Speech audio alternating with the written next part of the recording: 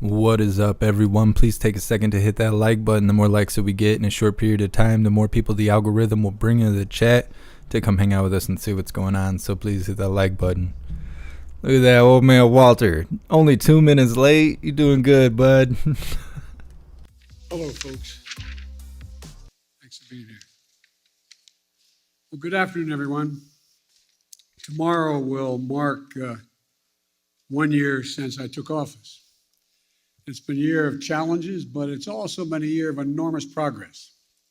We went from 2 million people being vaccinated at the moment I was sworn in to 210 million Americans being fully vaccinated today. We created 6 million new jobs, more jobs in 1 year than any time before. The unemployment rate dropped to 3.9%. Child poverty dropped by nearly 40%, the biggest drop ever in American history. New business applications grew by 30%, the biggest increase ever. And for the first time in a long time, this country's working people actually got a raise. People, the bottom 40%, saw their income go up. The most of all those that got a raise. Come on, man. We cut health insurance premiums for millions of American families, and we just made surprise medical bills illegal in this country. You know those bills you get that you don't expect of $2,000 to $5,000 from the hospital beyond what you thought you were going to have to owe because of the consultation you weren't told was going to cost that much? No more. They're now illegal. Thanks to the American Rescue Plan and other actions we've taken, we've seen record job creation, record economic growth in the past year. Now, thanks to the bipartisan infrastructure bill, we're about to make a record investment in rebuilding America to take us to be the number one best infrastructure in the world. Well, now we're way below that. We'll be creating better jobs for millions of people, modernizing our roads, our bridges, our highways, our ports, our airports, everything from making clean water, removing lead pipes, that every American can turn on a faucet and drink clean water. Urban and rural and suburban communities. It's going to make affordable high-speed internet available to every American in urban, rural, and suburban areas. We've never done that before. Now we are. We're in the process of getting that done. Still, for all this progress, I know there's a lot of frustration and fatigue in this country. And we know why. COVID-19, Omicron has now been challenging us in a way that it's the new enemy. But while it's cause for concern, it's not cause for panic. We've been doing everything we can, learning and adapting as fast as we can, and preparing for a future beyond the pandemic. All I know that after almost 2 years of physical, emotional, and psychological weight of this pandemic and the impact it's had on everyone, for many of us, it's been too much to bear. We're in a very different place now, though. We have the tools, vaccines, boosters, masks, tests, pills to save lives and keep businesses and schools open. 75% of adults are fully vaccinated. We've gone from 90 million adults with no shots in arms last summer and down to 35 million with no shots as of today. And we're adding about 9 million more vaccinations each week. We're going to stick with our vaccination efforts because vaccinations work.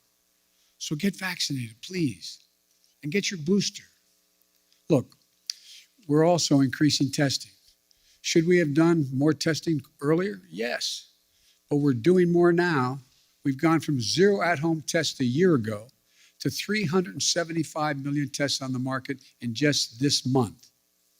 If you buy a test at a store, your insurance will reimburse you. On top of that, we're making 1 billion at-home tests available for you to order and be delivered to your home for free. Just visit covidtest.gov to know how to get that free test kit to your home. In addition, there are 20,000 sites where you can get tested in person for free now. And now we have more treatments that for people to keep people out of the hospital than any other point in the pandemic, including life-saving antiviral pills. We purchased 20 million of these new Pfizer pills, more than any country in the world. The bottom line on COVID-19 is that we're in a better place than we've been and have been thus far, clearly better than a year ago. We're not going back to lockdowns. We're not going back to closing schools. Schools should stay open because the American Rescue Plan, we provided to states $130 billion. $130 billion to keep our students and educators safe and schools open. Funding for ventilation systems in schools, social distancing, hygiene for classrooms and the school buses. In addition, we've added another $10 billion for COVID-19 tests to be able to be administered at schools. And many states and school districts have spent this money very well. Unfortunately, some haven't. I encourage the states and school districts that use the funding to protect our children and keep our schools open. Use it. The COVID-19 is not going to give up and accept things. It's not going to go away immediately. But I'm not going to give up and accept things as they are now. Some people may call what's happening now the new normal. I call it a job not yet finished. It will get better. We're moving toward a time when COVID-19 won't disrupt our daily lives, where COVID-19 won't be a crisis, but something to protect against and a threat. Look, we're not there yet, but we will get there. Now, the second challenge we're facing are prices. COVID-19 has created a lot of economic complications, including rapid price increases across the world economy. People see it at the gas pumps, the grocery stores, and elsewhere. So here's what we're going to do. A critical job in making sure that the elevated prices don't become entrenched rests with the Federal Reserve, which has a dual mandate: full employment and stable prices. The Federal Reserve provided extraordinary support during the crisis for the previous year and a half. Given the strength of our economy and the pace of recent price increases, it's appropriate, as the Federal Chairman Powell, the Fed Chairman Powell has indicated, to recalibrate the support that is now necessary. I respect the Fed's independence, and I've nominated 5 superb individuals to serve on the Federal Board of Governors, men and women from a variety of ideological perspectives. They're eminently qualified, historically diverse, and have earned bipartisan praise. And I call on the United States Senate to confirm them without any further delay. And here at the White House, and for my friends in Congress, the best thing to tackle high prices is a more productive economy with greater capacity to deliver goods and services to the American people. And a growing economy where folks have more choices and more small businesses compete, and where more goods can get to market faster and cheaper. I've laid out a 3-part plan to do just that. First, fix the supply chain. COVID-19 has had a global impact on the economy. When a factory shuts down in one part of the world, shipments to shops and homes and businesses all over the world are disrupted. COVID-19 has compounded that many times over. A couple of months ago, in this very room, we heard dire warnings about how the supply chain problems could create a real crisis around the holidays. So we acted. We brought together business and labor, and that much predicted crisis did not occur. 99% of the packages were delivered on time, and shelves were stocked. And notwithstanding the recent storms that have impacted many parts of our country, the share of goods in stock at stores is 89% now, which is barely changed from the 91% before the pandemic. I often see empty shelves being shown on television. 89% are full, which is only a few points below what it was before the pandemic. But our work's not done. My infrastructure law will supercharge your effort upgrading everything from roads and bridges to ports and airports, railways and transit, to make the economy move faster and reduce prices for families. Second thing, my Build Back Better plan will address the biggest cost of working families face every day. No other plan will do more to lower the cost for American families. It cuts the cost for childcare. Many families, including the people sitting in this room, if they have children and they're working full-time, many families pay up to $14,000 a year for childcare in big cities, less than that in smaller ones. My plan cuts that in half. That will not only be a game changer for so many families' budgets, but it will mean so much for the nearly 2 million women who've left the workforce during the pandemic because of things like childcare. My Build Back Better plan cuts the price of prescription drugs. So insulin, that today costs some people as much as $1,000 a month, will cost no more than $35 a month. It cuts the cost of elder care. It lowers energy cost. And it will do all of this without raising a single penny in taxes on people making under $400,000 a year or raising the deficit. In fact, my plan cuts the deficit and it boosts the economy by getting more people into the workforce. That's why 17 Nobel Prize winners for economics say it will ease long-term inflationary pressure. The bottom line, if price increases are what you're worried about, the best answer is my Build Back Better plan. Third thing we're going to do, promote competition. Look, in too many industries, a handful of giant companies dominate the market in sectors like meat processing, railroad, shipping, and other areas. This isn't a new issue. It's not been the reason we've had high inflation today. It's not the only reason. It's been happening for a decade. But over time, it has reduced competition, squeezed out small businesses and farmers, ranchers, and increased the price for consumers. We end up with an industry like the meat processing industry, where 4 big companies dominate the markets. Pay ranchers less for their cattle they grow, charge consumers more for beef, hamburger meat, whatever they're buying. Prices are up. Look, I'm a capitalist. But capitalism without competition is not capitalism, it's exploitation. So I signed an executive order to tackle unfair competition in our economy, and we're going to continue to enforce it, along with working with Congress where we can. I'll close with this. We have faced some of the biggest challenges that we've ever faced in this country these past few years. Challenges to our public health, challenges to our economy. But we're getting through it. And not only are we getting through it, we're laying the foundation for a future where America wins the 21st century by creating jobs at a record pace. Now we need to get inflation under control. We have developed an extraordinarily effective booster shots and antiviral pills. Now we need to finish the job to get COVID-19 under control. I've long said, it's never been a good bet to bet against the American people or America. I believe that more than ever today. We've seen the grit and determination of the American people this past year. But the best days of this country are still ahead of us, not behind us. Now, I'm happy to take questions. Yes. Thank you, Mr. President.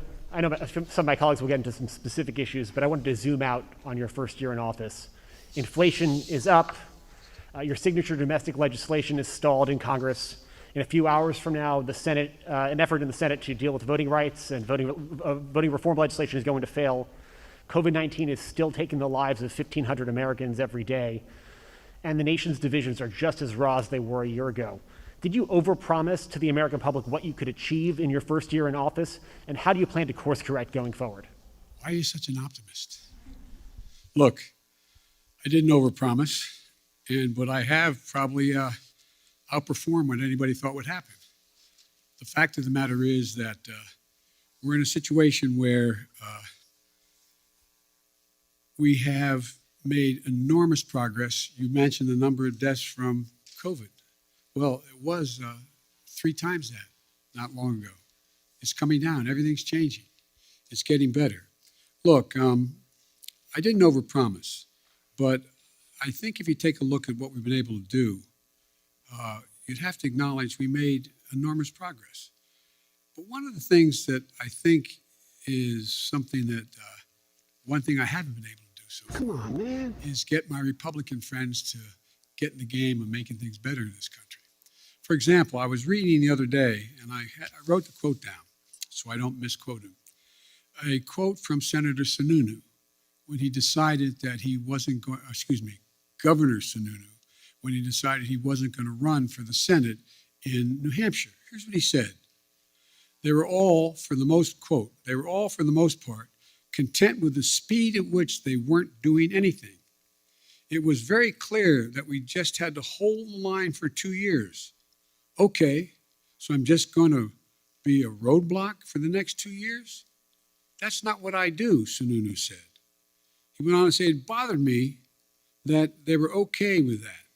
Then he goes on to say, I said, okay, so we're not going to get stuff done if we win the White House back. He went on to say, why didn't we do anything in 2017 and 2018? And then he said, how the Republican Sununu spoke to answer the challenge? He said, crickets, yeah, crickets. They had no answer. I did not anticipate that there'd be such a stalwart effort to make sure that the most important thing was that President Biden didn't get anything done. Think about this. What are Republicans for? What are they for? Name me one thing they're for. And so the problem here is that I think what I have to do in the change in tactic, if you will, I have to make clear to the American people what we are for. We've passed a lot. We passed a lot of things that people don't even understand what's all that's in it, understandably. Remember when we passed the Affordable Care Act and everybody thought that, it really was getting pummeled and beaten. And it wasn't until after we were out of office in that next campaign, when that off-year campaign, and I wasn't in office anymore. We went in a whole bunch of districts campaigning for Democrats and Republican districts who said they wanted to do away with health care, with Obamacare. And I started pointing out that if you did that, pre-existing conditions would no longer be covered. And they said, huh? We didn't know that. We didn't know that. And guess what? We won over 38 seats because we had explained to the people exactly what, in fact, had passed. Now, one of the things that I remember saying, and I'll end this, I remember saying to President Obama when he passed the Affordable Care Act, I said, you ought to take a victory lap. And he said, there's so many things going on, we don't have time to take a victory lap. As a consequence, no one knew what the detail of the legislation was. They don't know a lot of the detail of what we pass. So the difference is, I'm going to be out on the road a lot, making the case around the country with my colleagues who are up for re-election and others, making the case of what we did do and what we want to do, what we need to do. And so I don't think I've overpromised at all, and I'm going to stay on this track. One of the things that I remember, and I'll end this, I was talking with, Jim Clyburn, who was a great help to me in the campaign in South Carolina. And Jim said, and when he endorsed me, and there was a clip on television in the last couple of days of Jim, and it said that we want to make things accessible and affordable for all Americans. That's healthcare. That's education. That's prescription drugs. That's making sure you have access to all the things that everybody else has. We can afford to do that. We can't afford not to do it. So I tell my Republican friends, here I come. This is going to be about what are you for?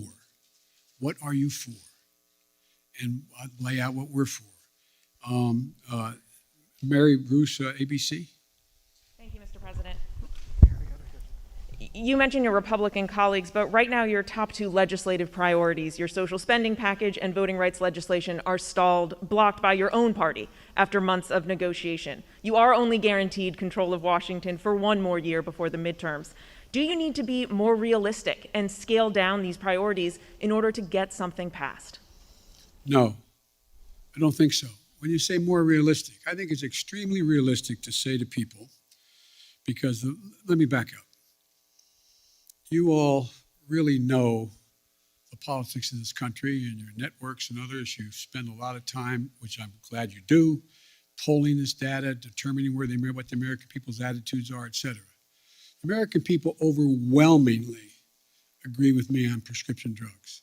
They overwhelmingly agree with me on the cost of education. They overwhelmingly agree with me on early education. They overwhelmingly go on the list on child care. And so we just have to make the case what we're for and what the other team's not for. Look, we knew all along that a lot of this was going to be an uphill fight. And one of the ways to do this is to make sure we make the contrast as clear as we can. And one of the things that I think is we're going to have to do is just make the case. I don't think there's anything unrealistic about what we're asking. I'm not asking for castles in the sky. I'm asking for practical things the American people have been asking for a long time, And I think we can get it done. You're not going to scale down any of these priorities, but so far that strategy isn't working. You haven't been able to get some of these big legislative ticket items done. I got two real big ones done, bigger than any president has ever gotten in the first year. But currently, Mr. President, your spending package, voting rights legislation, they're not going anywhere. So that's true. Is there anything that you are confident you can get signed into law before the midterm elections? Yes, I'm confident we can get pieces, big chunks of the Build Back Better law signed into law. And I'm confident that we can take the case to the American people that the people they should be voting for who are going to oversee whether the elections in fact are legit or not should not be those who are being put up by the Republicans to determine that they're going to be able to change the outcome of the election. So whether or not we can actually get election, and by the way, I haven't given up. We haven't finished the vote yet on what's going on voting rights and the John Lewis bill and others. But so, look, this is. I've been engaged a long time in public policy, and I don't know many things that have been done in one fell swoop. And so I think the most important thing to do is try to inform, not educate, inform the public of what's at stake in stark terms, and let them make judgments and let them know who's for them and who's against them, who's there and who's not there, and make that the case. And that's what I'm going to be spending my time doing in this off-year election. You mentioned Republicans and reaching out to them. Some Republicans who may be open to major changes on voting rights, for instance, like Mitt Romney, he says he never even received a phone call from this White House. Why not? I like Mitt. Look, Mitt Romney's a straight guy. One of the things that we're doing, I was trying to make sure we got everybody on the same page in my party on this score. And I didn't call many Republicans at all. The fact is that I do think that Mitt is a serious guy. I think we can get things done. I think I predict to you they'll get something done on the electoral reform side of this. But rather than judge what's going to get done and not get done, all I can say is I'm going to continue to make the case why it's so important to not turn the electoral process over to political persons who are set up deliberately to change the outcome of elections. Allison Harris, please.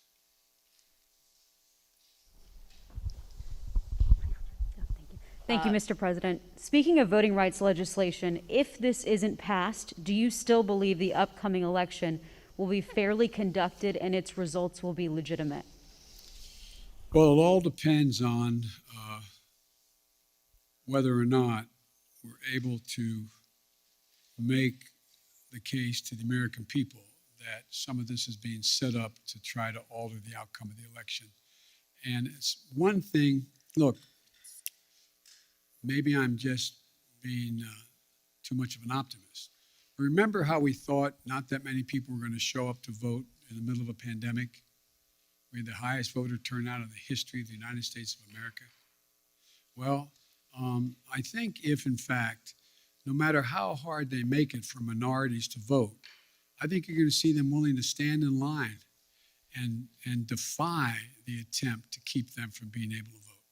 I think you're going to see the people we're trying to keep from being able to show up, showing up and making the sacrifice that needs to be made in order to change the law back to what it should be. But it's going to be difficult. I make no bones about that. It's going to be difficult. But we're not there yet. We've not run out of options yet, and we'll see how this moves. And on Omicron and education, teachers are in revolt in so many places. Parents are at odds over closing schools and remote learning. You say we're not going to go back to closing schools. You said that just moments ago, yet they're closing in some areas. What do you say to those teachers and principals and parents about school closings? And what can your administration do to help make up for learning loss for students? First of all, I'd put in perspective the question you asked. Very few schools are closing. Over 95% are still open. So you all phrase the questions when people, I don't think it's deliberate on your part, but you phrase the question when anyone watches this on television. My God, there must be, all those schools must be closing. What are we going to do? 95% are still open, number one. Number two. Chill out, old man Walter. Parents don't think it's important for their children to be in school, and teachers know it as well. That's why we made sure that we had the ability to provide the funding through the Recovery Act, through the act that the first act we passed, to be able to make sure schools were able to be safe. So we have new ventilation systems available for them. We have the way they scrub down laboratories and I mean the laboratories kids go to the bathroom, cafeterias, buses, etc. All that money's there. There's billions of dollars made available. It's there. Not every school district has used it as well as it should be used, but it's there. And so, in addition to that, there is now another $10 billion for testing of students in the schools. So I think as time goes on, it's much more likely you're going to see that number go back up from 95%, back up to 98, 99%. But the outfit, the individuals of the district that says we're not going to be open is always going to get, and I'm not being critical of any of you, it's always going to get front page. It's always going to be the top of the news. But let's put it in perspective. 95, as high as 98% of the schools in America are open, functioning, and capable of doing the job. How about Jen Epstein, Bloomberg? Mr. President, thank you. Your top foreign policy advisors have warned that Russia is now ready to attack Ukraine, but there's still little unity among European allies about what a package of sanctions against Moscow would look like. If the U.S. and NATO aren't willing to put troops on the line to defend Ukraine and American allies can't agree on a sanctions package, hasn't the U.S. and the West lost nearly all of its leverage over Vladimir Putin? And given how ineffective sanctions have been in deterring Putin in the past, why should the threat of new sanctions give him pause? Well, because he's never seen sanctions like the ones I promised will be imposed if he moves, number one. Number two, we're in a situation where Vladimir Putin is about to, we've had very frank discussions, Vladimir Putin and I, and the idea that NATO is not going to be united, I don't buy. I've spoken to every major NATO leader. We've had the NATO-Russian summit. We've had the OSCE has met, et cetera. And so I think what you're going to see is that Russia will be held accountable if it invades. And it depends on what it does. It's one thing if it's a minor incursion and then we end up having a fight about what to do and not do, et cetera. But if they actually do what they're capable of doing with the force amassed on the border, it is going to be a disaster for Russia if they further invade Ukraine, and that our allies and partners are ready to impose severe cost and significant harm on Russia and the Russian economy. And, you know, we're going to fortify our NATO allies, I told them, on the eastern flank if, in fact, he does invade. I've already shipped over $600 million worth of sophisticated equipment, defensive equipment, to the Ukrainians. The cost of going into Ukraine in terms of physical loss of life for the Russians, they'll be able to prevail over time, but it's going to be heavy. It's going to be real. It's going to be consequential. In addition to that, Putin has a stark choice. He either de-escalation or diplomacy. confrontation of the consequences. And look, I think you're going to see, for example, everybody talks about how Russia has control over the energy supply that Europe absorbs. Well, guess what? That money that they earn from that makes about 45% of their economy. I don't see that as a one-way street. They go ahead and cut it off. It's like my mother used to say, you're biting your nose off to spite your face. It's not like they have all these wonderful choices out there. I spoke with the Prime Minister of Finland, and we're talking about concern on the part of Finland and Sweden about what Russia is doing. The last thing that Russia needs is Finland deciding to change its status. They didn't say they're going to do that, but they're talking about what, in fact, is going on and how outrageous Russia is being. We're finding ourselves in a position where I believe you'll see that there'll be severe economic consequences. For example, anything that involves dollar denominations, if they invade, they're going to pay. Their banks will not be able to deal in dollars. So there's a lot's going to happen. But here's the thing. My conversation with Putin, and we've been, how can we say it? We have no problem understanding one another. He has no problem understanding me, nor me him. And the direct conversations were, I pointed out, I said, you've occupied before other countries, but the price has been extremely high. How long? You can go in and over time, at great loss and economic loss, go in and occupy Ukraine. But how many years? 1, 3, 5, 10? What is that going to take? What toll does that take? It's real. It's consequential. So this is not all just a cakewalk for Russia. Militarily, they have overwhelming superiority as it relates to Ukraine. But they'll pay a stiff price immediately, near term, medium term, and long term if they do it. I'm sorry. Okay. David Sanger, New York Times. Thank you, Mr. President. I wanted to follow up on your answer there about Russia and Ukraine. When you were in Geneva in June, you said to us about President Putin, I think the last thing he wants now is a Cold War. Now, since then, of course, you've seen him gather these troops, 100,000 troops around Ukraine. Your Secretary of State said today he thought he could invade it at any moment. You've seen the cyber attacks, and you've seen the demand that he have a sphere of influence in which you would withdraw all American troops and nuclear weapons from what used to be the Soviet bloc. So I'm wondering if you still think that the last thing he wants is a Cold War. And has your view of him changed in the past few months? And if it has, and he does invade, would your posture be to really move back to the kind of containment policy that you saw so often when you were still in the Senate? The answer is that I think he still does not want any full-blown war, number one.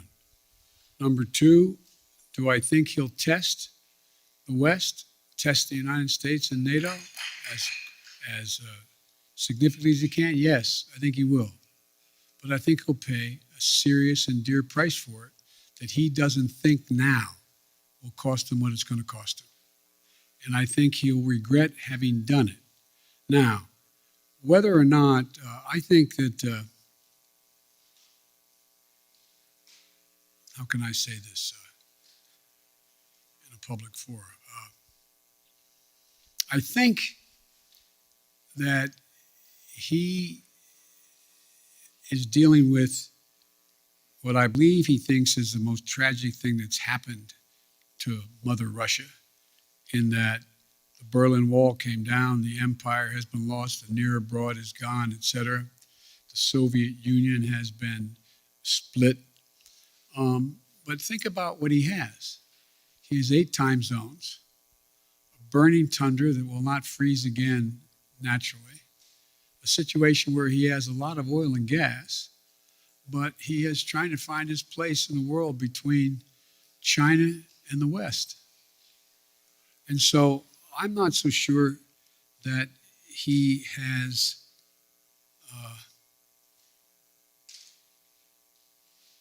David, I'm not so sure he is certain what he's going to do. My guess is he will move in. He has to do something. And by the way, I've indicated to him the two things he said to me that he wants guarantees on. One is Ukraine will never be part of NATO.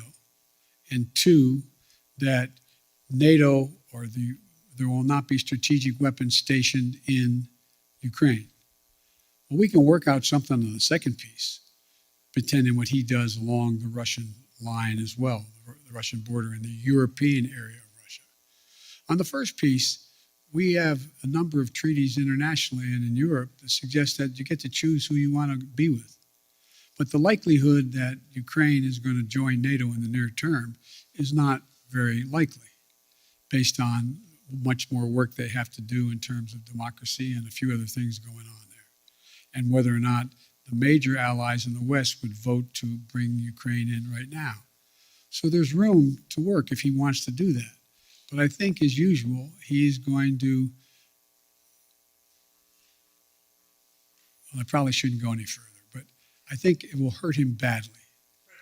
Like you were offering some way out here, some off-ramp, and it sounds like what it is at least an informal assurance that NATO is not going to take in Ukraine anytime in the next few decades, and it sounds like you're saying we would never put nuclear weapons there.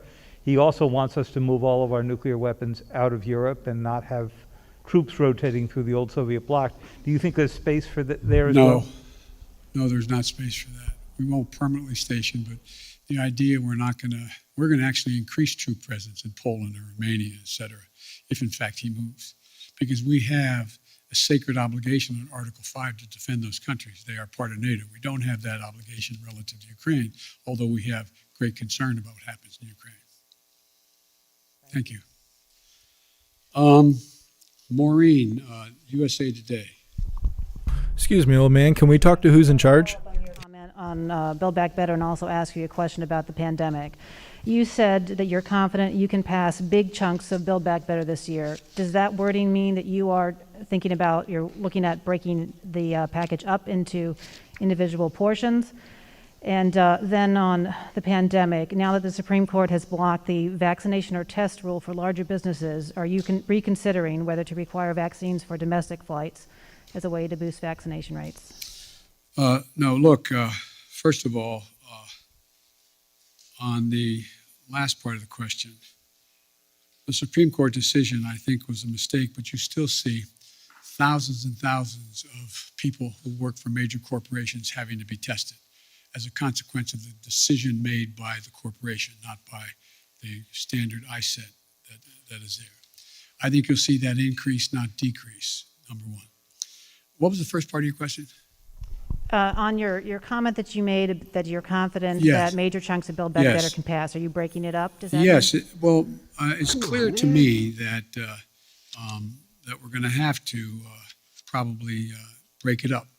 I think that we can get, and I've been talking to a number of my colleagues on the Hill, I think it's clear that we would be able to get support for the $500+ billion for energy and the environmental issues that are there, number one.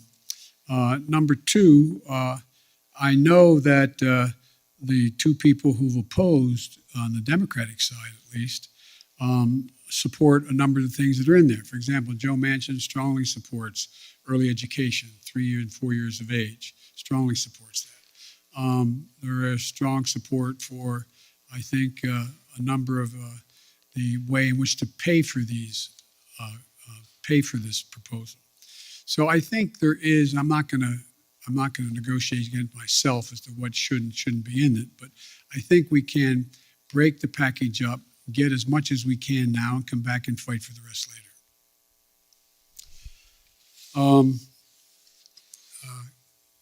Ken, Wall Street Journal, Ken Thomas. Thank you, Mr. President. I wanted to ask you about the economy. As you said earlier, Americans are feeling the squeeze. of inflation. Oil prices have been at about a 7-year high recently. How long should Americans expect to face higher prices when they're at the grocery store, when they're at the gas pump? Is this something that they're going to see into the summer, into next fall? And separately, you talk about the importance of the Fed, but isn't that an acknowledgement that you're limited in what you can do? If you're relying on the Fed to make decisions and you're unable to get a Build Back Better proposal through, aren't you simply limited in what you can do to deal with inflation? Well, look, as you know, Ken, the inflation has everything to do with the supply chain. And I think what you're seeing is that we've been able to make progress on speeding up the access to materials. For example, 1/3 of the increase in cost of living is the cost of automobiles. The reason automobiles have skyrocketed in price is because of the lack of computer chips. So we have the capacity, and we're going to do everything in our power to do it, to become self-reliant on the computer chips that we need in order to be able to produce more automobiles.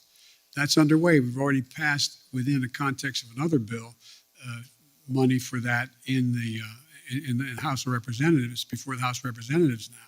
But I think there's a way we can move to, if we can move to get, for example, that one thing done, it can make a big difference in terms of the total cost of living. Now, with regard to the whole issue of energy prices, that gets a little more complicated. But you saw what happened when I was able to convince everyone, from including China, India, a number of other countries, to agree with us to go into their version of their petroleum reserve, to release more into the market. So that brought down the price about 12, 15 cents a gallon, some places more. There's going to be a reckoning along the line here as to whether or not we're going to continue to see oil prices continue to go up in ways that are going up now, relative to what impact that's going to have on the producers. And so it's going to be hard. I think that's the place where most middle-class people, working-class people get hit the most. They pull up to a pump, and all of a sudden, instead of paying $2.40 a gallon, they're paying $5 a gallon. That's going to be really difficult. But so we're going to continue to work on trying to increase oil supplies that are available. And I think there's ways in which we can be of some value added in terms of the price of gas, natural gas and the like, to take the burden off the European countries that are now totally dependent on Russia. But it's going to be hard. It's going to be very hard. But I think that we have to deal with, for example, like I said, you have a circumstance where people are paying more for a pound of hamburger meat than they ever paid. Well, one of the reasons for that is you don't have that many folks out there that are the ones that got the big four controlling it all. And so you're going to see more and more, we're going to move on this competition piece to allow more and more smaller operations to come in and be able to engage in buying and providing the access to much cheaper meat than exists now. But it's going to be a haul. Now, and I assume the reason you said, if I can't get Build Back Better, relates to what those 17 Nobel laureate economists said, that if in fact we could pass it, it would actually lower the impact on inflation, reduce inflation over time, et cetera. So there's a lot we have to do. It's not going to be easy, but I think we can get it done. But it's going to be painful for a lot of people in the meantime. That's why the single best way to take the burden off middle class and working class folks is to pass the Build Back Better piece that are things that they're paying a lot of money for now. If you get to trade off higher gases, you're putting up with higher price of hamburgers and gas, versus whether or not you're going to be able to pay for education and or childcare and the like.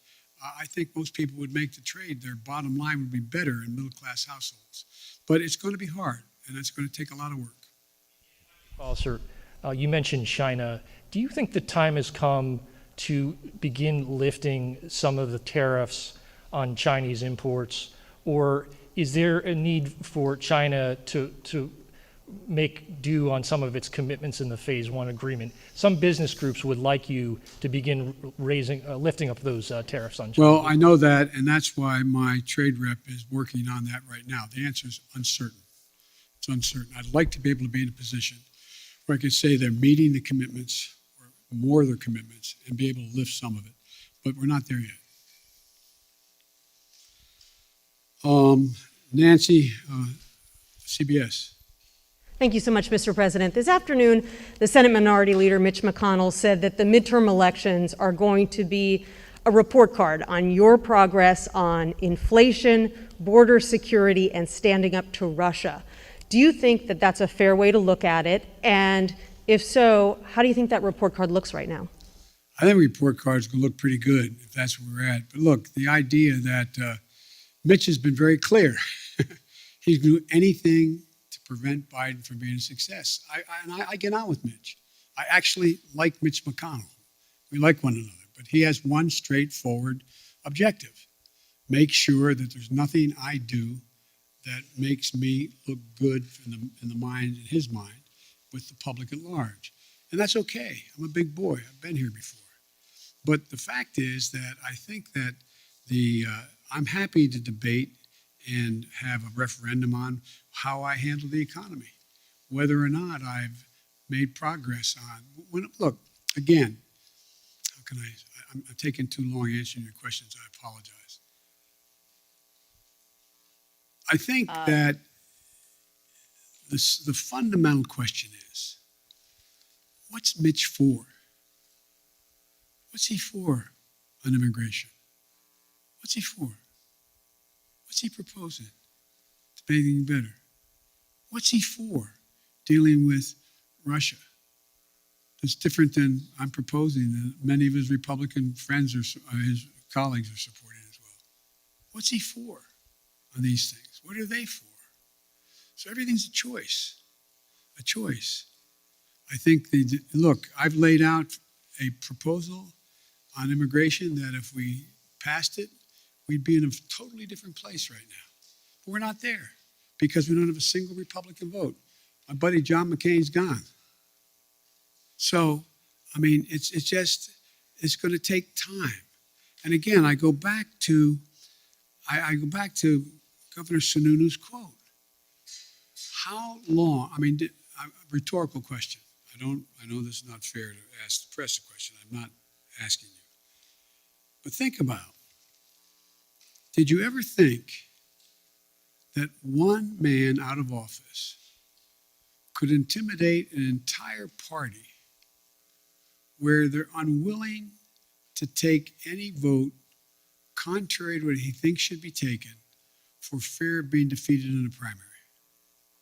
I've had 5 Republican senators talk to me, bump into me, quote unquote, or sit with me, who've told me that they agree with whatever I'm talking about for them to do. But Joe, if I do it, I'm going to defeat it in a primary. We got to break that. It's got to change. And I doubt you're all, it sounds like I'm being solicitous, you're all bright as hell, well-informed, more informed than any group of people in America. But did any of you think that you get to a point where not a single Republican would diverge on a major issue? Not one? Anyway. Can you tell us who those 5 Republican senators are? Sure. No, are you kidding me? I maintain confidentiality. On voting But I'm rights, sure you've spoken to some. on voting rights, sir, Yes. at your first press conference 10 months ago, I asked you if there was anything you could do beyond legislation to protect voting rights. And at that time you said yes, but I'm not going to lay out a strategy before you and the world now. Now that legislation appears to be hopelessly stalled, can you now lay out your strategy to protect voting rights? Well, I'm not prepared to do that in detail in terms of the executive orders I may be able to engage in and other things I can do. But one of the things we have done, we have significantly beefed up the number of enforcers in the Justice Department who are there to challenge these unconstitutional efforts, in our view, unconstitutional efforts on the part of the Republicans to stack the election and subvert the outcomes. We have begun to organize in ways that we didn't before the communities beyond the civil rights community to make the case to the rest of the American people what's about to happen, what will happen if, in fact, these things move forward.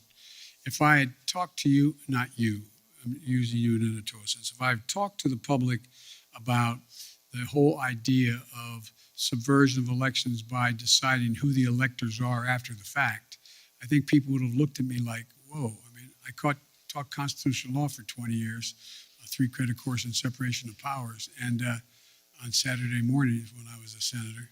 And I never thought we'd get into a place where we were talking about being able to actually, what they tried to do this last time out, send different electors to the state legislative bodies to represent who won the election, saying that I didn't win, but Republican candidate won. I doubt whether anybody thought that would ever happen in America in the 21st century, but it's happening. And so I guess what I'm saying is, Nancy, is that I think that there are a number of things we can do, but I also think we will be able to get significant pieces of the legislation, if we don't get it all now, to build to get it so that we get a big chunk of the John Lewis legislation as well as the fair elections process. Sir, on COVID, if you don't mind, you touted the number of Americans who are now fully vaccinated with 2 shots, but even some of your own medical advisors say that people aren't fully protected unless they have that 3rd shot, a booster. Why hasn't this White House changed the definition of fully vaccinated to include that 3rd booster shot? Is it because the numbers of fully vaccinated Americans would suddenly look a lot less impressive? No, impressive? it's not that at all. It's just this has become clearer and clearer. And every time I speak of it, I say, if you've been vaccinated, get your booster shot. Everybody get the booster shot. It's the optimum protection you can have. You're protected very well with 2 shots. If it's the Pfizer, anyway, you're protected. But you are better protected with the booster shot. The definition right now. I'm following what the answer is yes, get the booster shot. It's all part of the same thing. You're better protected. Okay, Alex Alper, Reuters. Thank you, Mr. President. I wanted to follow up briefly on a question asked by Bloomberg. You said that Russia would be held accountable if it invades, and it depends on what it does. It's one thing if it's a minor incursion, and we end up having to fight about what to do and what not to do. Are you saying that a minor incursion by Russia into Ukrainian territory would not lead to the sanctions that you have threatened, or are you effectively giving Putin permission to make a small incursion into the country? Good question. That's how it did sound like, didn't it? The most important thing to do, big nations can't bluff, number one. Number two, the idea that we would do anything to split NATO, which would have a profound impact on profound impact on one of Putin's objectives is to weaken NATO, would be a big mistake.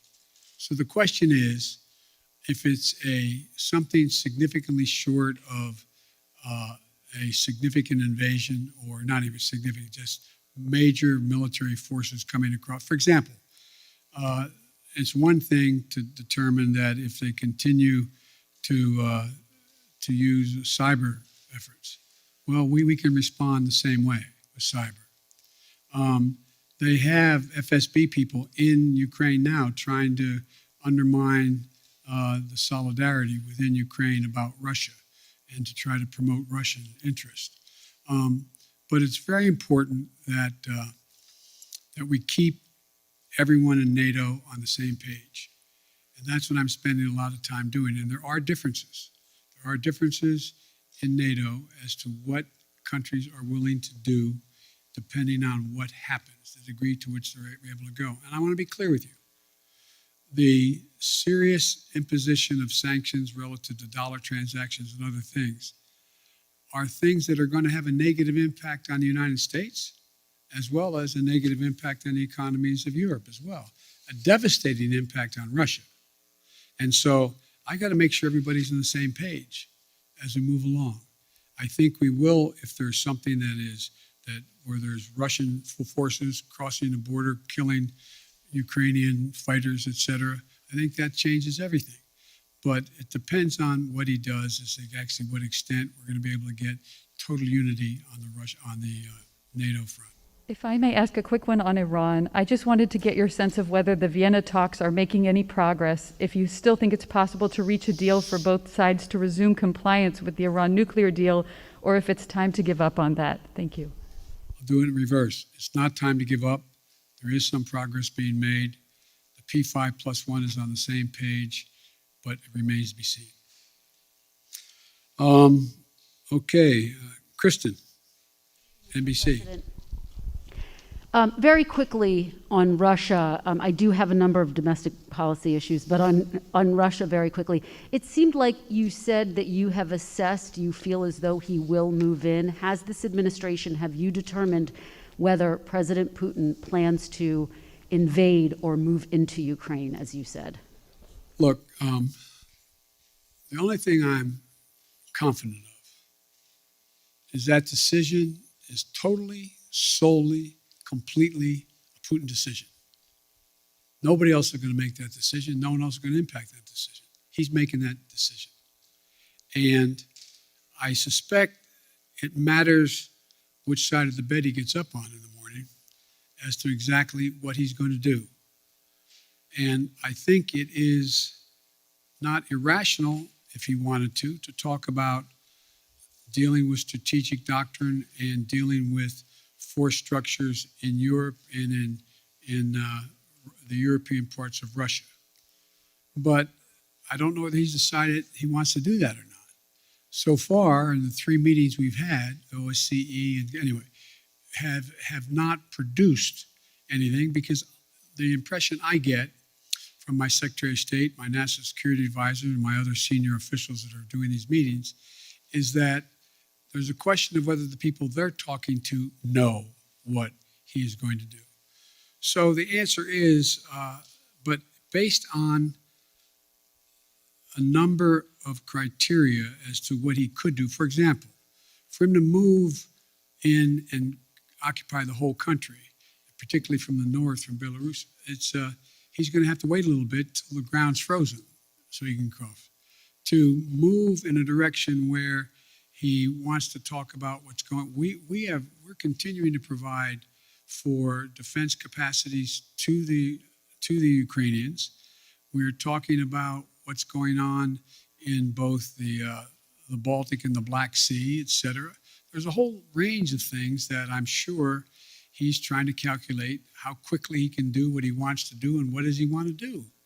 But he's an informed individual. And I believe he's calculating what the immediate, the short term, and the near term, and the long term consequences of Russia will be. And I don't think he's made up his mind yet. I want to ask you about your domestic agenda. You've gotten a lot of questions about voting rights, Mr. President, but I want to ask you about Black voters, one of your most loyal constituencies. Yep.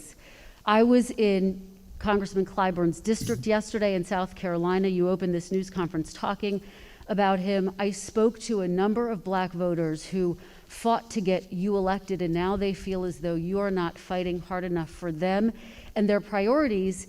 And they told me they see this push on voting rights more as a last-minute PR push than it is a legitimate effort to get legislation passed. So what do you say to these Black voters who say that you do not have their backs, as you promised on the campaign trail?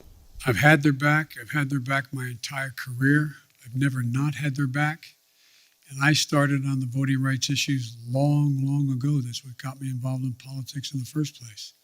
And I think part of the problem is, look, there's significant disagreement in every community on whether or not the timing of assertions made by people has been in the most timely way. So I'm sure that there are those who are saying that why didn't Biden push John Lewis bill as hard as he pushed it the last month? Why didn't he push it 6 months ago as hard as he did now? The fact is that there is there's a timing that is not of one's own choice. It's somewhat dictated by events that are happening in the country and around the world as to what the focus is. But part of the problem is, as well, I have not been out in the community nearly enough. I've been here an awful lot. I find myself in a situation where I don't get a chance to look people in the eye because of both COVID and things that are happening in Washington, to be able to go out and do the things that I've always been able to do pretty well. Connect with people, let them take a measure of my sincerity, let them take a measure of who I am. For example, I mean, as I pointed out in South Carolina, last time when I was chairman of the Judiciary Committee, I got the Voting Rights Act extended for 25 years, and I got Strom Thurmond to vote for it. That's what I've been doing my whole career. And so the idea that I didn't either anticipate or because I didn't speak to it as fervently as they want me to earlier.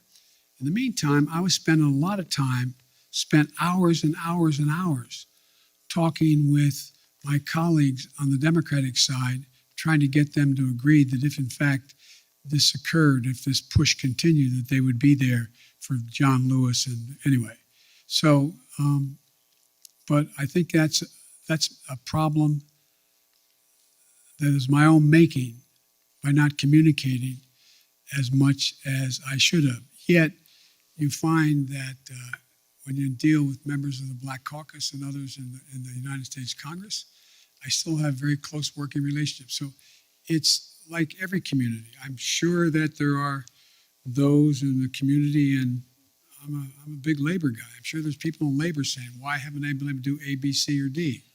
So it's just going to take a little bit of time. You put Vice President Harris in charge of voting rights. Are you satisfied with her work on this issue?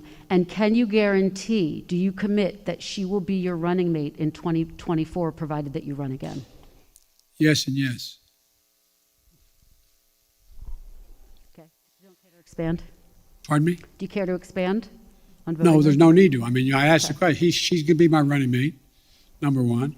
And number two, I did put her in charge. I think she's doing a good job. Let me ask you, big picture, particularly when you think about voting rights and the struggles you've had to unify your own party around voting rights. Unity was one of your key campaign promises. In fact, in your inaugural address, you said your whole soul was in bringing America together, uniting our people. People heard the speech that you gave on voting rights in Georgia recently, in which you described those who are opposed to you to George Wallace and Jefferson Davis, and some people took exception to that. What do you say to those who were offended by your speech, and is this country more unified than it was when you first took office? Number one, anybody who listened to the speech, I did not say that there were going to be a George Wallace or a Bull Connor. I said we're going to have a decision in history that is going to be marked just like it was then. You either voted on the side that didn't make you George Wallace or didn't make you Bull Connor, but if you did not vote for the Voting Rights Act back then, you were voting with those who agreed with Connor, those who agreed with and I think Mitch did a real good job of making it sound like I was attacking them. If you notice, I haven't attacked anybody publicly, any senator, any congressman publicly. And my disagreements with them have been made to them, communicated to them privately or in person with them. my desire still is, look, I underestimated one very important thing. I never thought that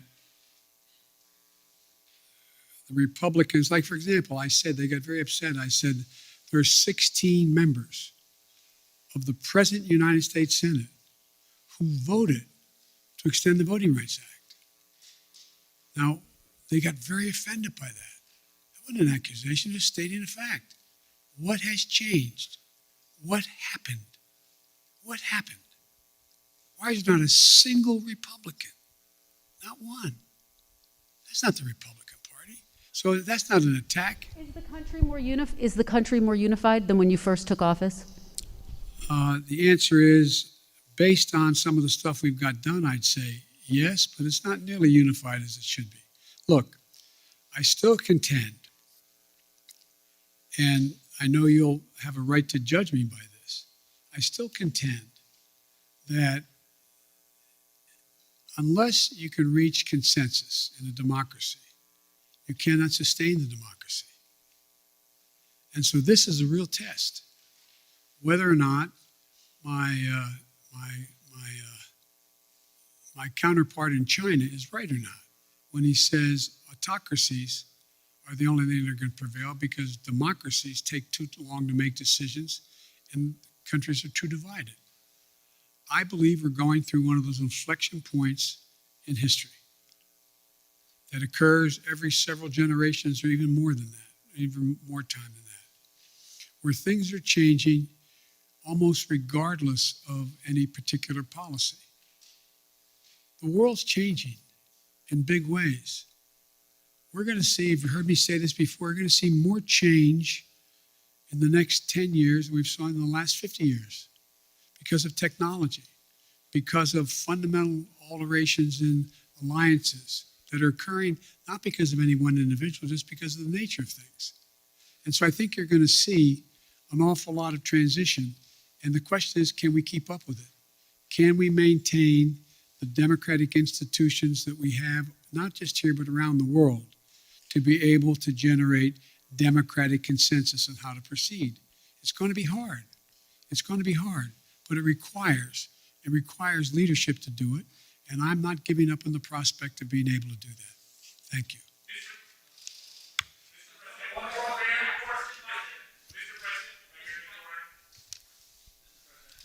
Thank you, sir. There are deep questions among Americans about the competence of government, from the messy rollout of 5G this week to the Afghanistan withdrawal to testing on COVID. What have you done to restore Americans' faith in the competence of government? And are you satisfied by the view of the competence of your government? Look, let's take Afghanistan. I know you all would like to focus on that, which is legitimate. We were spending $1 trillion a week. $1 billion a week in Afghanistan for 20 years. Raise your hand if you think anyone was going to be able to unify Afghanistan under one single government. It's been the graveyard of empires for a solid reason. It is not susceptible to unity, number one. So the question was, do I continue to spend that much money per week in the state of Afghanistan, knowing that the idea that being able to succeed, other than sending more body bags back home, is highly, highly unusual. My dad used to have an expression. He'd say, son, if everything's equally important to you, nothing's important to you. There is no way to get out of Afghanistan after 20 years easily. Not possible, no matter when you did it. And I make no apologies for what I did. I have a great concern for the women and men who were blown up on the line at the airport by a terrorist attack against them. But the military will acknowledge, and I think you will, who know a lot about foreign policy, that had we stayed and I had not pulled those troops out, we would be asked to put somewhere between 20 and 50,000 more troops back in. Because the only reason more Americans weren't being killed than others is because the last president signed an agreement to get out by May the 1st. And so everything was copacetic. Had we not gotten out, and the acknowledgement is we'd be putting a lot more forces in. Now, do I feel badly what's happening as a consequence of the incompetence of the Taliban? Yes, I do. But I feel badly also about the fistulas that are taking place in Eastern Congo. I feel badly about a whole range of things around the world that we can't solve every problem. And so I don't view that as a competence issue. The issue of whether or not there's competence in terms of whether or not we're dealing with 5G or not, we don't deal with 5G. The fact is that you had two private enterprises, that had one promoting 5G and the other one are airlines. They're private enterprises. They have government regulation, admittedly. And so what I've done is pushed as hard as I can to have 5G folks hold up and abide by what was being requested by the airlines until they could more modernize over the years, so that 5G would not interfere with the potential of the landing. So any 5G tower within a certain number of miles from the airport should not be operative. And so I understand, but anything that happens that's consequential is viewed as the government's responsibility. I get that. Am I satisfied with the way in which we have dealt with COVID and all the things that go along with that? Yeah, I am satisfied. I think we've done remarkably well. You know, the idea that on testing we should have done it quicker, but we've done remarkable since then. What we have more testing going on than anywhere in the world. And we're going to continue to increase that. Did we have it at the moment exactly when we should have moved, and could we have moved a month earlier? Yeah, we could have. But with everything else that's going on, I don't view that as somehow a mark of incompetence. Look, think of what we did on COVID. When we were pushing on AstraZeneca to provide more vaccines. Well, guess what? They didn't have the machinery to be able to do it. So I physically went to Michigan, stood there in a factory with the head of AstraZeneca. It's not so bad here. This is what we'll do. We'll help you do it so that you can produce this vaccine more rapidly. I think that's pretty hands-on stuff. We also said right now, when the hospitalizations are overrunning hospitals and you have docs and nurses out because of COVID, they have COVID. We put thousands of people back in those hospitals. Look at all the military personnel we have there, first responders. Nobody has ever organized a strategic operation to get as many shots in arms by opening clinics and being able to get so many people vaccinated. What I'm doing now is not just getting significant amounts of vaccines to the rest of the world, but they now need the mechanical way is how they get shots in arms. So we're providing them to know how to do that. Now, should everybody in America know that? No, they don't necessarily know that. They're just trying to figure out how to put three squares on the table and stay safe. But so I do think the place where I was a little disappointed, I wish we could have written it differently, is when we did the legislation to provide the funding for COVID and the money we provided for the states to be able to deal with keeping schools open. Some of them didn't do a very good job. Some are still holding the money. I don't have the authority to do anything about that. I think that's not particularly competent. There's things that could and should have been done. They could have moved faster. So I understand the frustration. You know, I remember, I think it was, I forget which cabinet member saying to Barack Obama, something was going on, and he said, well, you can be sure, Mr. President, of the millions of employees you have out there, somebody's screwing up right now. Somebody's screwing up. So, it's just but I think you have to look at things that we used to look at it on balance. What is the trajectory of the country? Is it moving in the right direction now? I don't know how we can say it's not. I understand the overwhelming frustration, fear, and concern with regard to inflation and COVID. I get it. But the idea, if I told you when we started, I tell you what I'm going to do, the first year I'm going to create over 6 million jobs. I'm going to get unemployment down to 3.9%. I'm going to generate, and I named it all. You'd look at me like you're nuts. Maybe I'm wrong. President, at least in our recent memory, with as much Washington experience as you entered this office with, but yet after we sit here for more than an hour, I'm not sure I've heard you say if you would do anything differently in the second year of your term. Do you plan to do anything differently? Yeah, look, the thing I have to do... Are you satisfied with your team here at the White House, sir? I'm satisfied with the team. There's 3 things I'm going to do differently now that I've gotten the critical crises out of the way in the sense of that knowing exactly where we're going. Number 1, I'm going to get out of this place more often.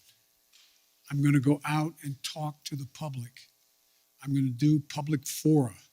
I'm going to interface with them. I'm going to make the case as what we've already done, why it's important, and what will happen if they support what else I want to do. Number 2, I'm bringing in more and more now that I have time. I mean, literally, like you, I'm not complaining. It's 12, 14 hours a day, no complaints. I really mean it sincerely.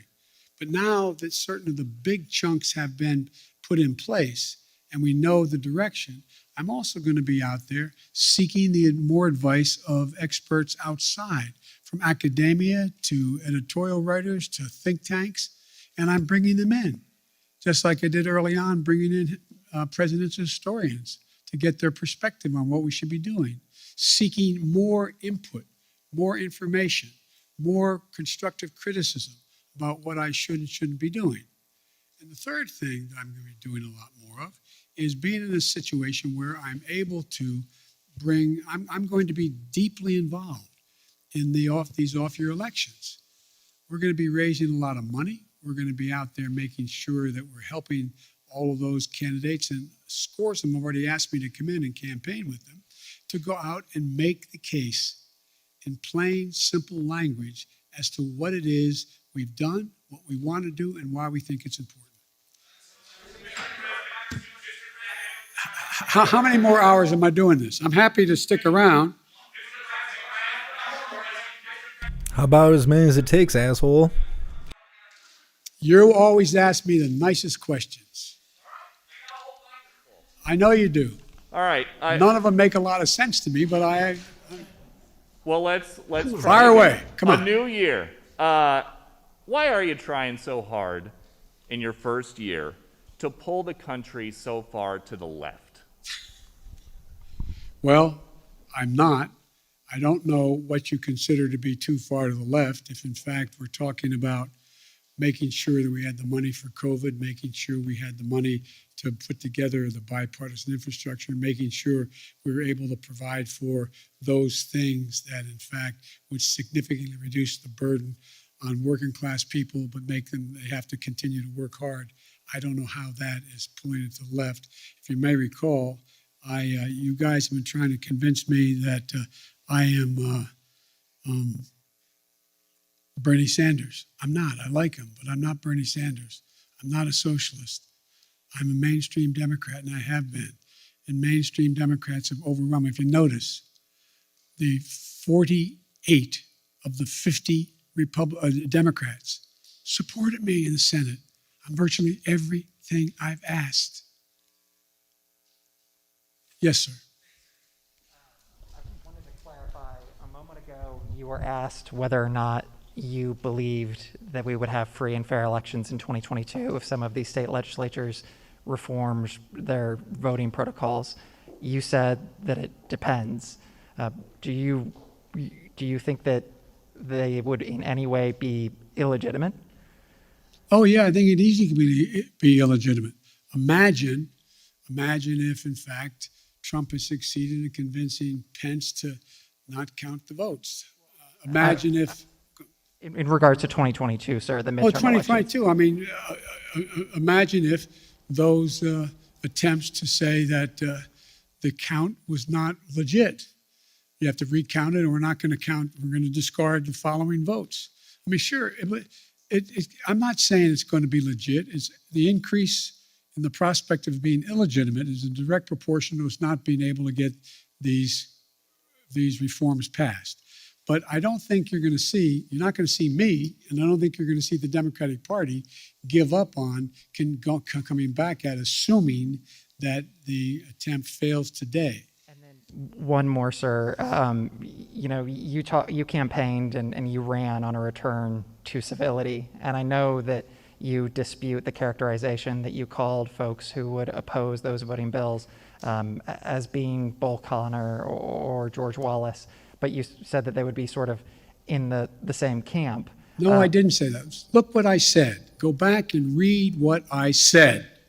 Come on, and tell me if you think I called anyone who voted on the side of the position taken by Bull Connor that they were Bull Connor.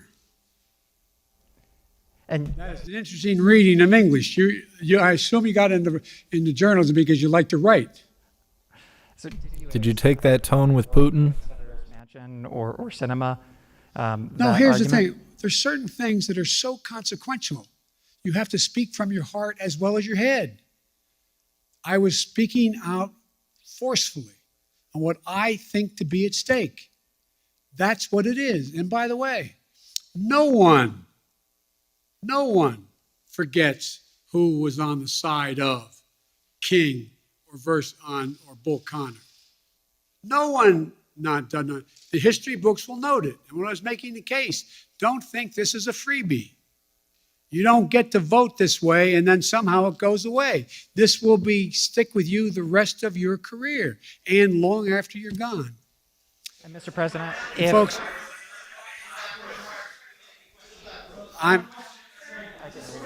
okay, whoa. Hang on, guys.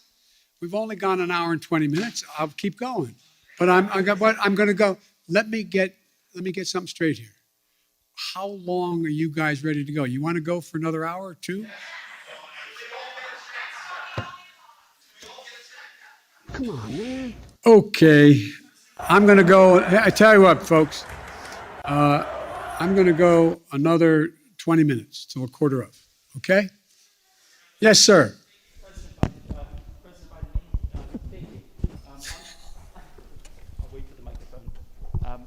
President Biden on the. I want to thank my communications staff for the great help here.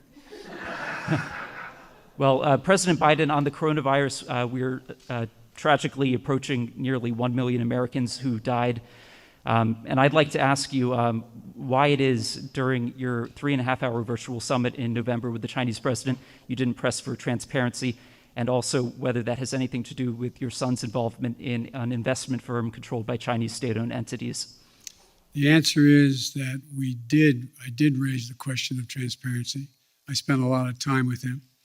And the fact is that they're just not being transparent. Transparency on the coronavirus origins. Yes. And you did during the virtual summit. Is there a reason your press staff was unaware of that? And what did you say to the Chinese president? And they weren't with me the entire time. Look, I made it clear that I thought that China had an obligation to be more forthcoming on exactly what the source of the virus was and where it came from. Yes. Mr. President, I would like to ask you about foreign policy. One of the first priority that you declared when you came to office was to end the war in Yemen, the catastrophic war in Yemen. You appointed a special envoy. Today, one of your allies, United Arab Emirates, is asking your administration to put back the Houthi rebels or militias back on the terror list. Are you going to do that? And how are you going to end the war in Yemen, sir? The answer is it's under consideration, and ending the war in Yemen takes the two parties to be involved to do it, and it's going to be very difficult. Yes. Thank you very much for this honor. James Rosen with Newsmax. I'd like to raise a delicate subject, but with utmost respect for your life accomplishments and the high office you hold. A poll released this morning by Politico Morning Consult found 49% of registered voters disagreeing with the statement, Joe Biden is mentally fit. Wow. Not even a majority of Democrats who responded strongly affirmed that statement. Well, I'll let you all make the judgment whether they're correct. Well, Thank so you. the question I have for you, sir, if you'd let me finish, is why do you suppose such large segments of the American electorate have come to harbor such profound concerns about your cognitive fitness? Thank you. I have no idea. Yes, sir. Thanks, Mr. President. I appreciate it. I wanted to sort of address or ask about attention that's sort of been in this press conference on unifying the country, because you campaigned on two things. One of them is being able to accomplish big things, and the other is the ability to unify the country.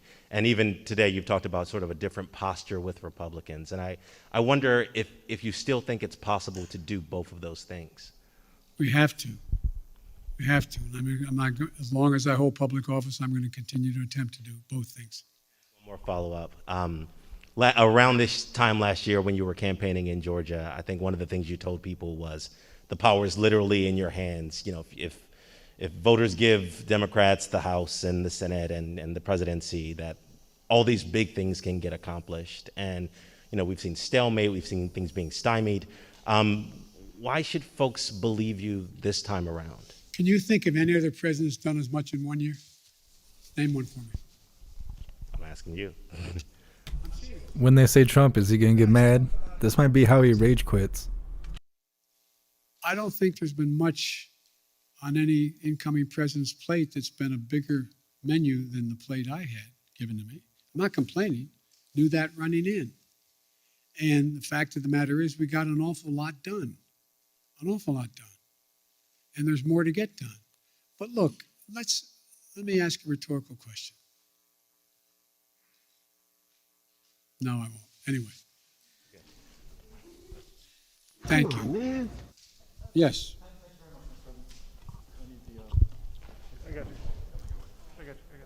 Be careful. Don't get hurt, man. No, I'm going to take care. Mr. President, thank you. Sebastian Smith from AFP. Another question on Ukraine. Ukraine borders 4 NATO member countries.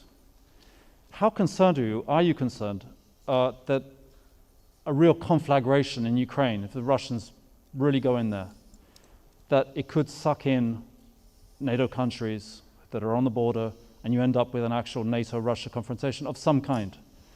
And secondly, are you entertaining the thought of a summit with Vladimir Putin as a way to perhaps try and put this whole thing to bed, address their concerns, and negotiate a way out of this? The last question, yes, when we talked about whether or not we'd pick the 3 meetings we talked about, and we talked about we would go from there if there was reason to go to a summit. We talked about a summit as being before the Ukraine item came up in terms of strategic doctrine and what the strategic relationship would be. So I still think that is a possibility, number one. Number two, I am very concerned.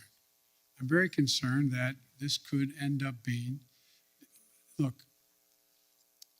the only war that's worse than one that's intended is one that's unintended. And what I'm concerned about is this could get out of hand, very easily get out of hand because of what you said, the borders of Ukraine and what Russia may or may not do. I am hoping that Vladimir Putin understands that he is short of a full-blown nuclear war. He's not in a very good position to dominate the world. And so I don't think he thinks that. But it is a concern. And that's why we have to be very careful about how we move forward and make it clear to him that there are prices to pay that could, in fact, cost his country an awful lot. But of course, you have to be concerned when you have, nuclear power invaded. If he invades It hasn't happened since World War II. This has been the most consequential thing that's happened in the world in terms of war and peace since World War II. Yes. Nearly 2 years have passed since the beginning of the global coronavirus outbreak, and you again today acknowledge that Americans are frustrated and they're tired. Based on your conversations with your health advisors, what type of restrictions do you imagine being on Americans this time next year, and what does the new normal look like for social gatherings and travel to you? Well, the answer is, I hope the new normal will be that we don't still have 30-some million people not vaccinated. I hope the new normal is people have seen what their own interest is and have taken advantage of what we have available to us. Number two, with the pill that is a problem that appears to be as efficacious as it seems to be, that they're going to be able to deal with this virus in a way that after the fact you have an ability to make sure you don't get very sick. Number three, I would hope that what happens is the rest of the world does what I'm doing and provides significant amounts of the vaccine to the rest of the world, because it's not sufficient that we just have this country not have the virus or be able to control the virus, but that we can't build a wall high enough to keep a new variant out. So it requires one of the things that I want to do, and we're contemplating figuring out how to do, we are contemplating how to get done, and that is, how do we move in a direction where the world itself is vaccinated? It's not enough just to vaccinate 340 million, fully vaccinate 340 million people in the United States. That's not enough. It's not enough to do it here. We have to do it, and we have to do a lot more than we're doing now, and that's why we have continued to keep the commitment of providing vaccines and available cures for the rest of the world as well. And if I could, sir, and I should have said this before, Francesca Chambers McClatchy, how do you plan to win back moderates and independents who cast a ballot for you in 2020, but polls indicate aren't happy with the way you're doing your job now? I don't believe the polls.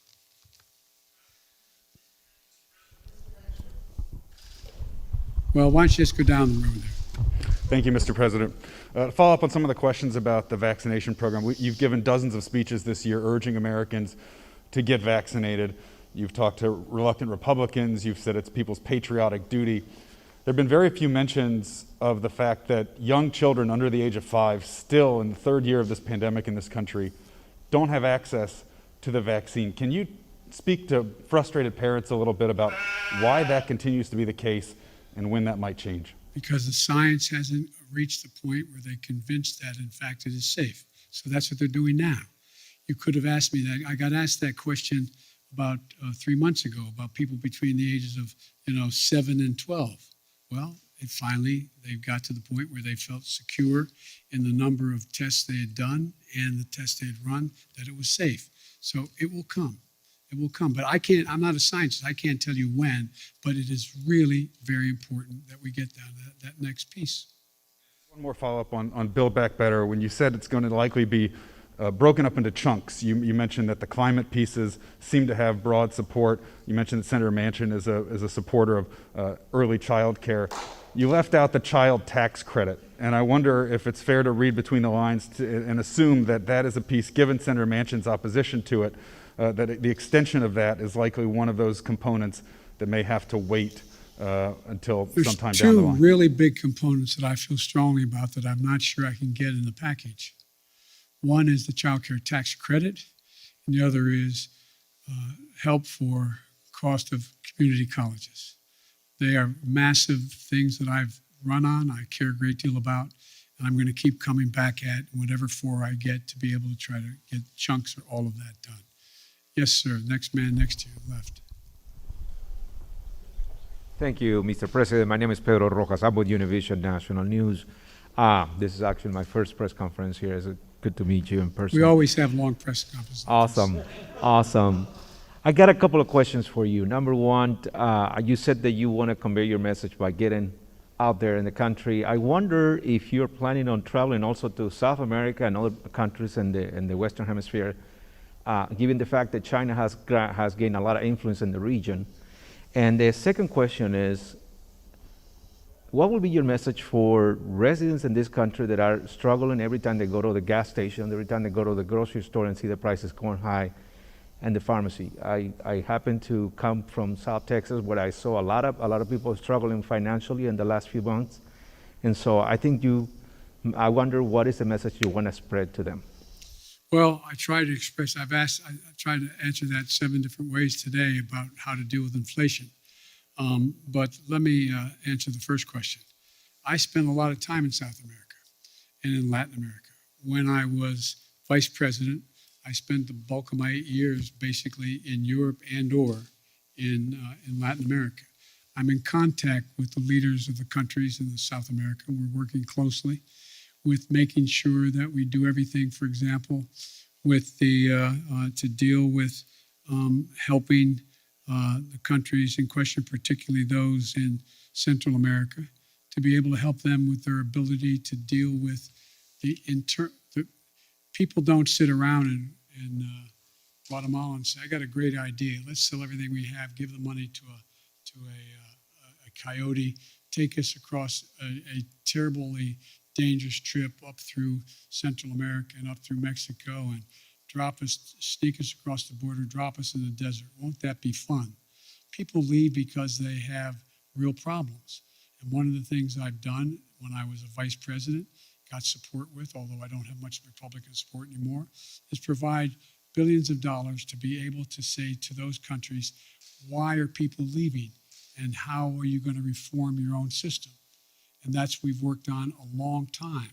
It still needs a lot more work, and we're focusing on that. I also believe I've spent a lot of time talking about and dealing with policy having to do with Maduro, who is little more than a dictator right now, and the same thing in Chile and not the same thing, but with Chile as well as Argentina.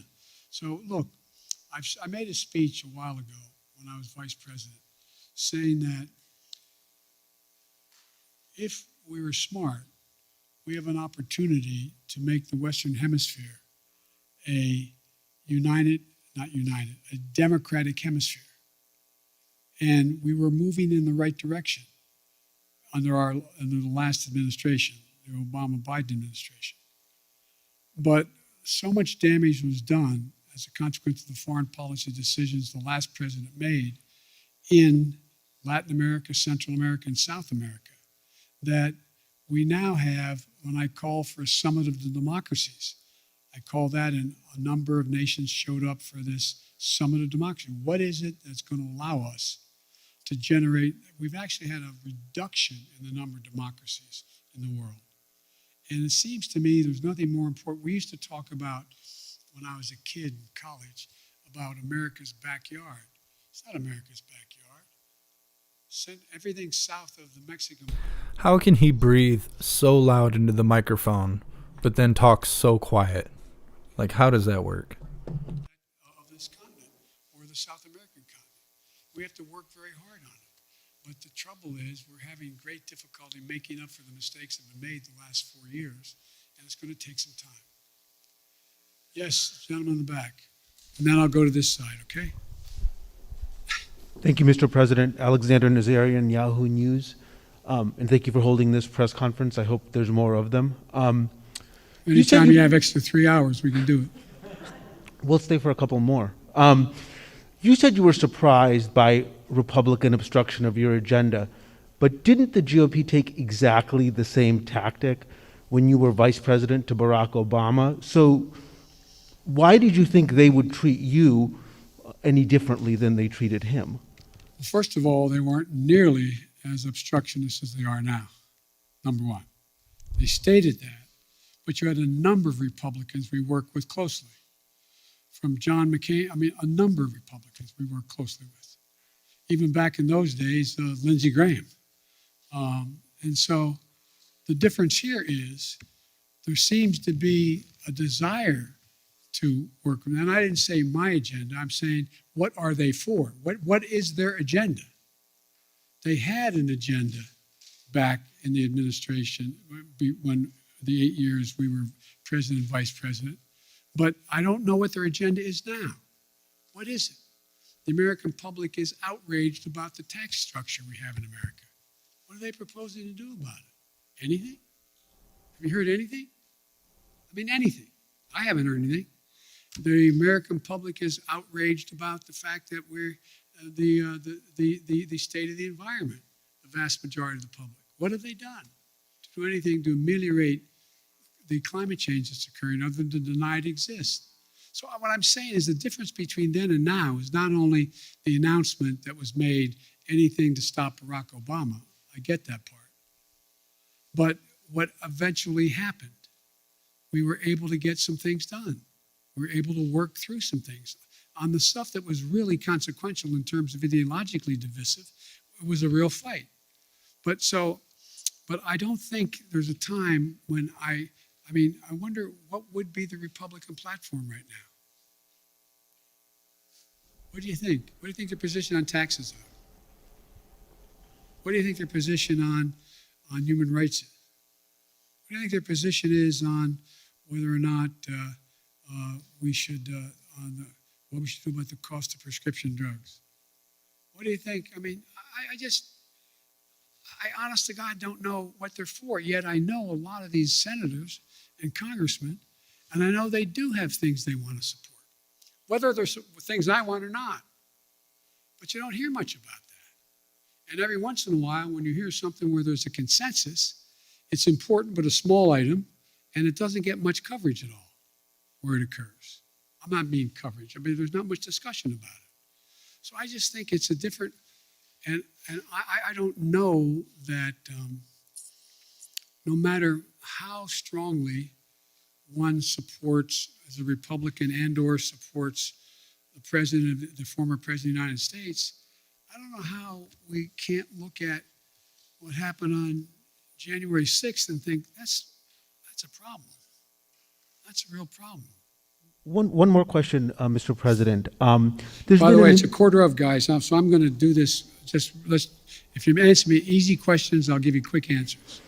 There's an increasing concern, I think, among some Democrats that even if schools do continue to open, and I get that most of them are now open, Republicans will weaponize this narrative of you and other leading Democrats, allowing them to stay closed in the midterms next year.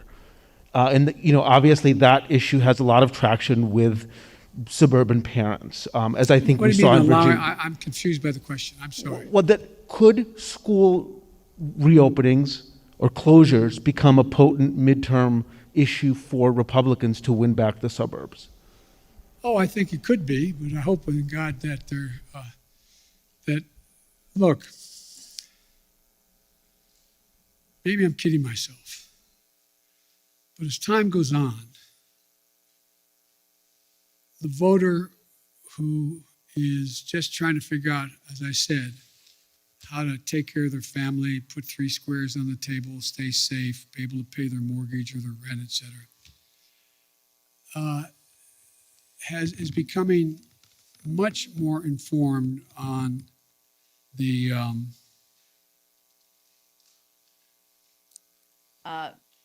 motives of some of the political players and some of the political parties. And I think that they are not going to be as susceptible to believing some of the outlandish things that have been said and continue to be said. You know, every president, not necessarily in the first 12 months, but every president in the first couple of years, every president, of the last presidents, at least 4 of them, have had polling numbers that are 44% favorable. So it's this idea that, but you all, not you all, but now it is, well, Biden's at, one poll showed him at 33%. The average is 44, 45%. One poll him at 49%. I mean, the idea that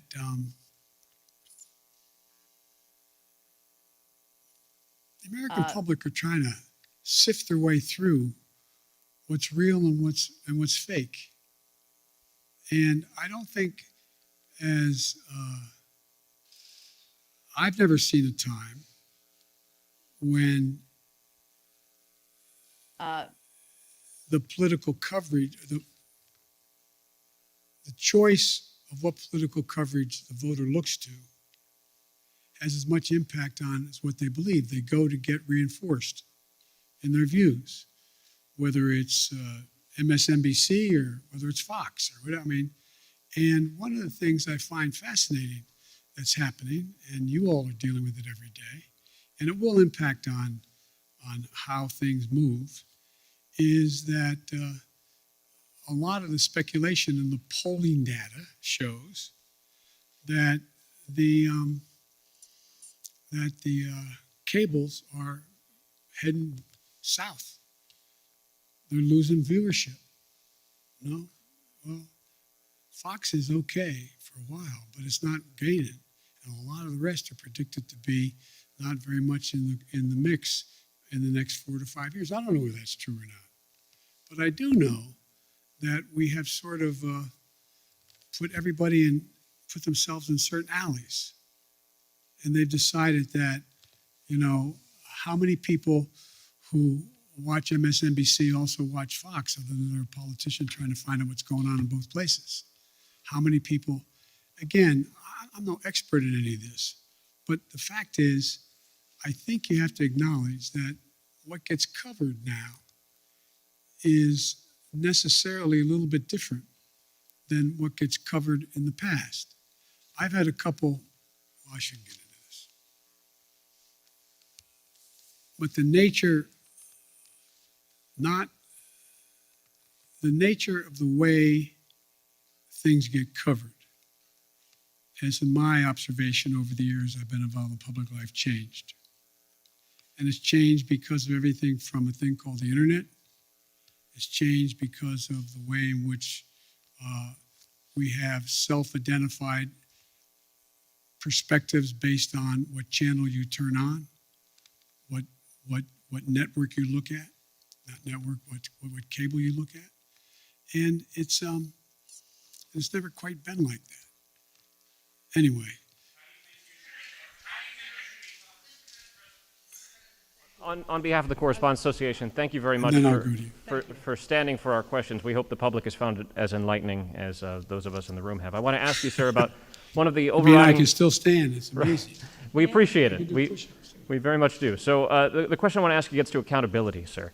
On one of the top public concerns, of course, which is the coronavirus and the government's response to it, whether it's confusion over what style of mask to wear, when to test, how to test, where to test.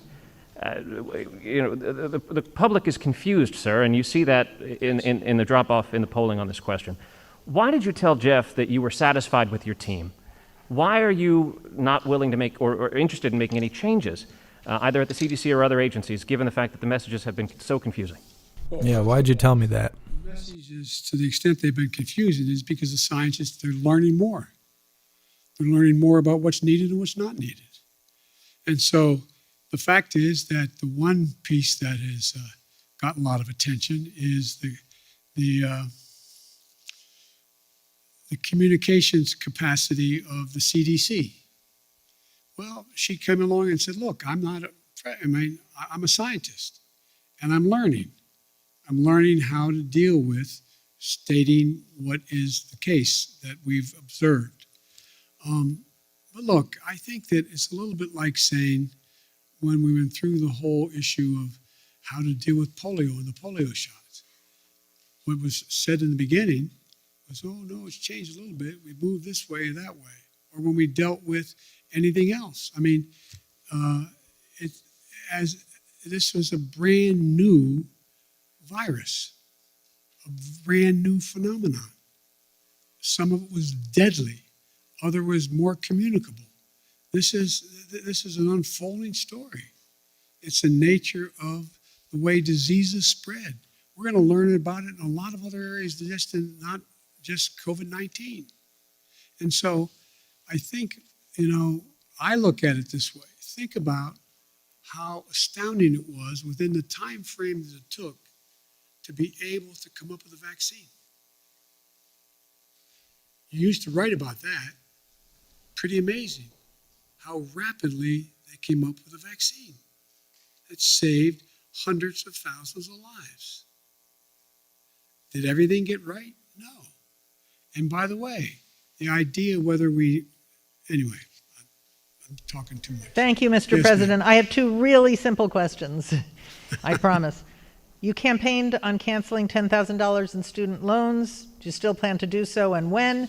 And then my second question is, now that you've clarified the Bull Connor comments, do you plan to reach out to Republicans like Mitt Romney to talk about reforming the Electoral Count Act? Yes, I'm happy to speak out. I've met with Rip. I've talked to Mitt on other occasions. And by the way, I reached out to the minority leader as well at the time that he made his speech. And so I have no reluctance to reach out to any Republican and anyone and I've made it clear. Look, I've now had the opportunity to travel because of funerals and eulogies I've made and attended, and congressmen and senators have come along with me. I don't hold me to the number, but somewhere between 20 and 25 senators and congresspersons have traveled with me. And I find you should get the list of them and ask how I set for the 2, 3, 4, 5 hours that we've flown together, sit back in that conference table and talk to them. Ask them questions. They ask me questions. I learn a heck of a lot. But as president, you don't quite have that ability to do that as often as I'd like to be able to do it. And one of the things that I do think that has been made clear to me, speaking of polling, is the public doesn't want me to be the president's senator. They want me to be the president and let senators be senators. And so if I've made many mistakes, I'm sure. If I've made a mistake, I'm used to negotiating to get things done, and I've been, in the past, relatively successful at it in the United States Senate, even as vice president. But I think that role as president is a different role. Folks, it is now almost 6. With all due respect, I'm going to see you next conference, okay? Thank you.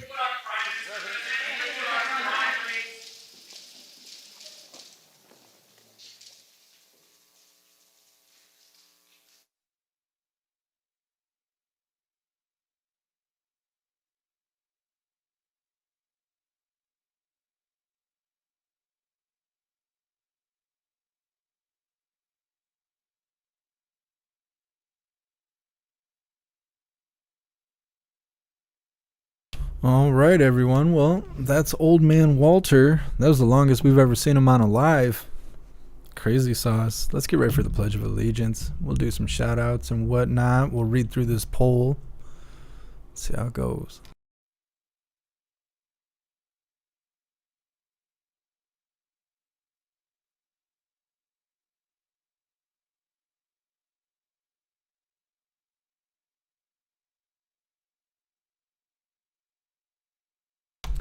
All right, everyone, please join me for the Pledge of Allegiance. I pledge allegiance to the flag of the United States of America and to the republic for which it stands, one nation, under God, indivisible, with liberty and justice for all.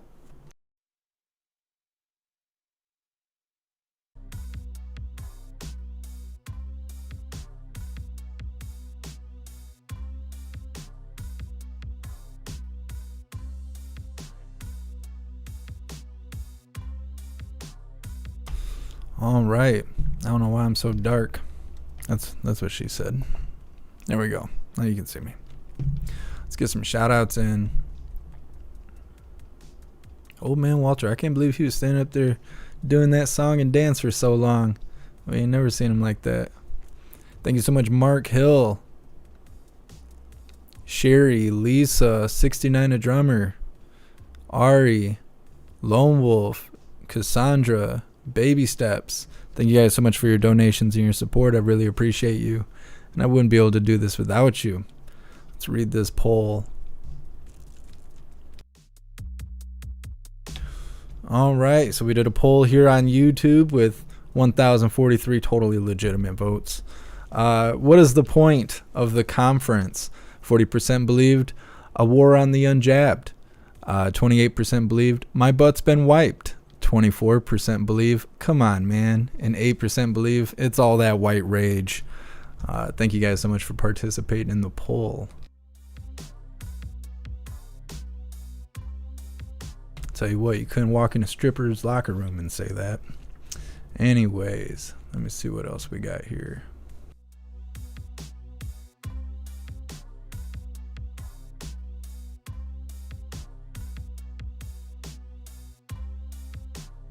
Banned YouTube videos on Odyssey. Don't be posting links in my chat. If you want to share links and stuff, you can hop on Discord. I'm sure there's tons of hooligans that would love to check it out, but don't pull people away from the live. Oh, and thank you so much, Lola TX, for your donation, your support. I really appreciate you.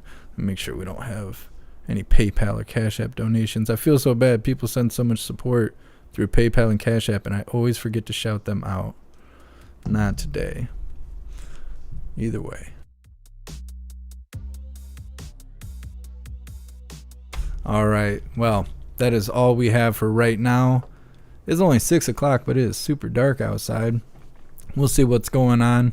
See if we can find some sort of activity, some action going on. Maybe we'll find Corinne or some protesting or something like that to cover. Otherwise, we will be going live again tomorrow for more lying and crying from the White House. I am trying to get a live together for these unboxings. I have to get all the information and stuff because I want to make sure that everyone knows where to go and who to talk to about any of these items I'm going to open up. So I will be putting that together. Let's see. I'm sitting here reading the chat. Let me see. I don't know if we have anything scheduled tomorrow. We might just be winging it. I know we do have some rallies and stuff coming up. Yeah, there's nothing on the schedule tomorrow, so we're just winging it. Either way, thank you guys so much for being here. I really appreciate all of you for joining me with old man Walter stammering and shuffling around. Really didn't think he was going to ask questions. Totally surprised me. Somebody actually suggested it as a poll. Take a poll. Is old man Walter going to answer questions? I would have been wrong. I would have been totally wrong. Steven AZ, you're not getting Discord alerts anymore? Discord has gone through some updates. I actually need to read about some of the new features. I think that we can actually make a schedule now to help keep people up to date with when we're going live and stuff like that, so I will look into it. But with that being said, if you have Discord, if you are a part of our Discord server, you need to go into the app every once in a while. Yeah, you can download the app, join the server, and call it a day. But if any updates or anything like that happens and your phone updates and you don't go back into the app, you won't get notifications. There's other reasons why you could maybe not be receiving notifications, but that's generally the main issue, is just not dropping in there. With that being said, if you're not already a part of the Discord, you should definitely join the Discord. There is 3,700 hooligans in there hanging out, waiting to chat. We have a news board that is constantly up to date with news all around the world. And you will always receive notifications for when and where we go live, no matter where we go live. Like when we do Trump rallies and stuff, we can't show that stuff on YouTube. So if you don't have an alternative account, you should definitely make one. I suggest you go to Odyssey because they support creators more than any other platform. All the links and everything is in my link tree. My link tree, as well as other links, are all in the description if you guys would like to check it out. So we're going to wrap this up for now. Maybe we'll find some action later. I definitely need to go get a 6-pack. It is overdue for us to have a beer together. So I will make sure to do that and see if there's a reason to go live. Either way, thank you guys so much for being here. I appreciate all of you. You guys are awesome hooligans, and I'll see you on the next live. Until then, stand tall, shine bright, and that's a wrap.